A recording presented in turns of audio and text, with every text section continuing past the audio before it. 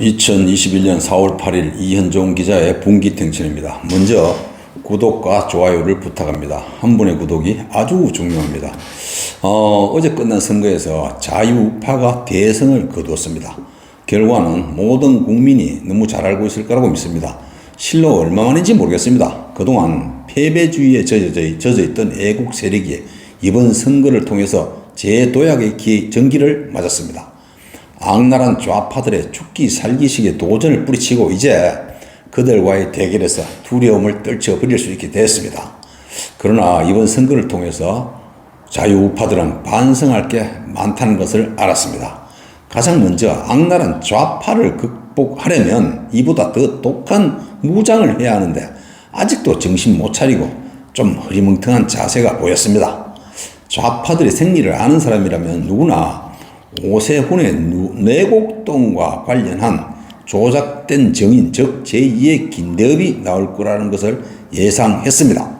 그런데 그런 평범한 예상도 대비를 못했습니다. 박영선이의 동경 아파트 건에 대해서도 공격거리가 아주 좋은 것이었음에도 불구하고 수비에 급급하는 바람에 공격 한번 못했습니다. 분위기 좋다고 특별한 전략도 없고 안이하게 준비한 게 사실입니다. 특히 이번 선거는 승리가 충분히 예상됐다는 점에서 안정적인 선거운동을 하느라고 맡아도 흑색 선전에 크게 신경 쓰지 않아도 되는 상황이긴 했습니다. 그래서 조금은 느긋한 선거를 했고 자세도 조금은 편했다고 볼 수 있습니다. 정권 심판이라는 기울어진 운동장에서 치러지는 선거였습니다. 그래서 세상 무슨 쇼를 다 한다 해도 질 수가 없는 선거였습니다. 즉 우파는 이겨놓고 한 선거였습니다. 그렇다고 하더라도 이런 자세는 바꿔야 합니다. 선거는 이겨놓고도 모든 가능한 수단을 총동원해서 행여나 하고 땅을 치는 일이 없도록 해야 하는 겁니다. 그래서 이런 흑색 선전에 대비해서 미리 김만 빼도 되는 것을 안이하게 대처하는 바람에 여러 가지 어려움을 겪기도 했습니다. 쓸데없이 점잖은 척만 했다는 그런 생각입니다. 좌파들에게 점잖은 것은 통하지 않습니다. 그들보다 마음이 더 독해져야 합니다. 이런 자세로 내년 대선을 쉽게 이길 수는 없습니다. 새로 시작하는 마음으로 가다듬어야 합니다. 따라서 앞으로 있을 대선과 지방선거를 위해서도 반드시 짚고 넘어가고 전열을 재정비해야 됩니다.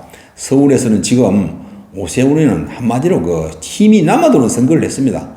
그래서 지지자들이 행여나 하고 초조해 하기도 했습니다. 좌파들이 제기했던 서울 천도론도 써먹지 않았습니다. 이번 결과를 두고 국민의힘은 자만에 빠지면 안 됩니다. 더 겸손해져야 됩니다. 이번에 국민의힘이 잘해서 된 것이 아닙니다. 단지 4년이나 헤매고 헤맨 문재인의 폭정과 폭주에 국민이 지쳐서 할 수 없이 국민의힘을 택한 것뿐이라는 것을 깊이 인식해야 합니다.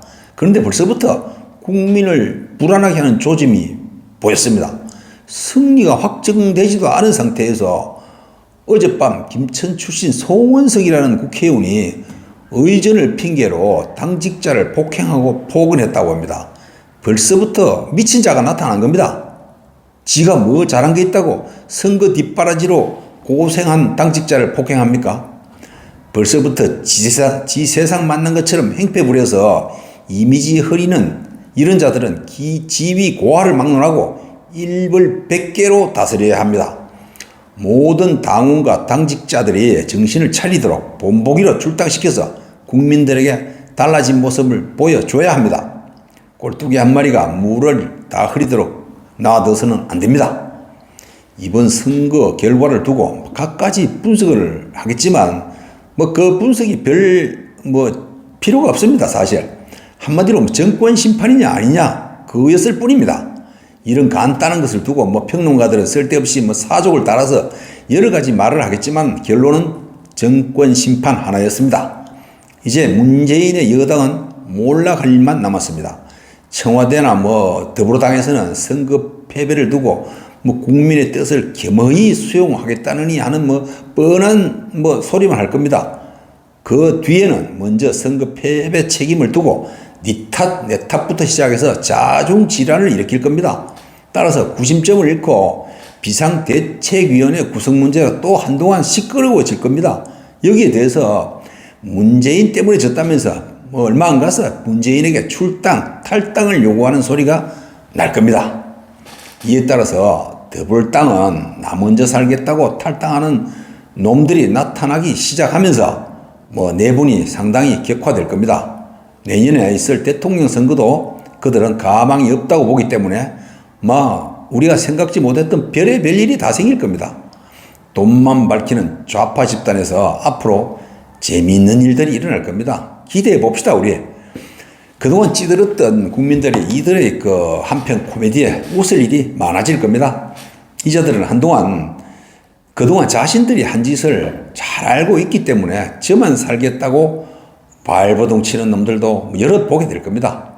온갖 지저분한 말과 함께 예상치 못한 일들을 우리 모두가 목도하게 될 겁니다. 이와 반대로 국민의힘은 이제야 해볼 만하게 됐다면서 한껏 고무된 분위기에서 전당대회와 내년 대선을 준비할 겁니다. 단 주의할 것이 있습니다. 아까도 언급했지만 국민의 짐이 되지 않으려면 서로 자중해야 한다는 점입니다. 또 나 아니면 안 된다는 생각을 버리고 내년 대선까지 무조건 단결해야 합니다. 윤석열 전 총장과 힘을 합치는 아름다운 모습으로 시너지 효과를 또 한번 발휘해야 합니다. 또 이제 준비할 것이 있습니다. 이 나라를 망친 놈들이 누군지 선별 작업도 함께 하는 것도 아주 중요합니다. 모든 당력을 모아서 대선을 준비하되 그런 별도 팀도 꾸려서 차기 정권 접수 준비도 착실히 하고 정권이 바뀌었을 때 혼란이 없도록 해야 합니다. 가장 중요한 것은 앞으로 이 점을 분명히 인식하고 대비해야 합니다. 다음 되는 대통령은 그 사람이 아무리 능력이 출중한 사람이라 할지라도 잘하고 있다는 평을 듣기는 굉장히 어려울 겁니다. 왜냐하면 지금 이 좌파들이 나라를 엉망진창으로 만들어놨기 때문에 이것을 정리하는 데는 5년이라는 시간이 짧습니다. 나라를 정상 궤도로 올리는데 많은 시간이 필요합니다. 그러나 우리나라 사람들은 참을성이 약합니다. 이상하게도 이번 문재인 정권에 대해서는 대단한 인내력을 발휘하면서 오랫동안 지지를 해왔습니다.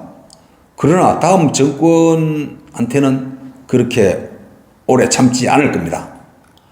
우리 국민들은 과거 정권이 이 나라를 엉망으로 만들어서 나라를 바로잡는데 많은 시간이 필요하다는 점을 인정하지 않을 겁니다.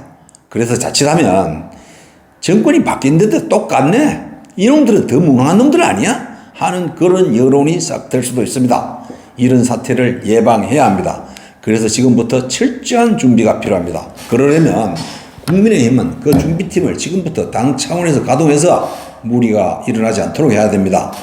이렇게 되도록 모든 자유우파가 힘을 모으도록 해야 합니다. 감사합니다.